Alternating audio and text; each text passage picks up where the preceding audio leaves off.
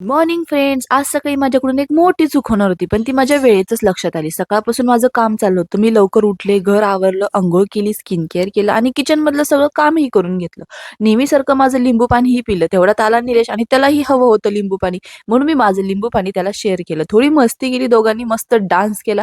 नंतर मी गेले कॅफेमध्ये कारण मला प्यायची होती कोल्ड कॉफी. कॉफी ऑर्डर केली आणि अचानक माझ्या लक्षात आलं, अरे आज गुरुवार आहे, माझा उपवास.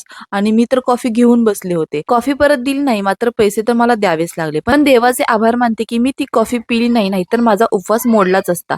थोडं फेसला माझ्या काही लागलं होतं. चेहरा एवढा खराब दिसत होता की काय सांगू तुम्हाला, माझा मूडच ऑफ झाला.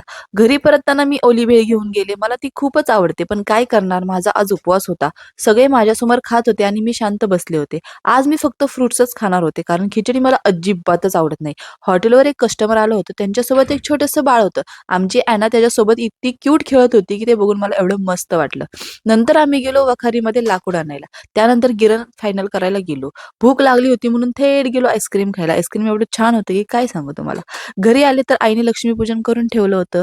ताज्या गरम-गरम मी चपात्या बनवल्या. मला एवढी भूक लागली होती की कंट्रोलच होत नव्हती. आणि मग मी नैवेद्य दाखवून जेवायला बसले आणि मस्तपैकी स्किन केअर करून रात्रीचं झोपून गेले. Bye bye friends. भेटू नेक्स्ट मिनी व्लॉगमध्ये. बाय.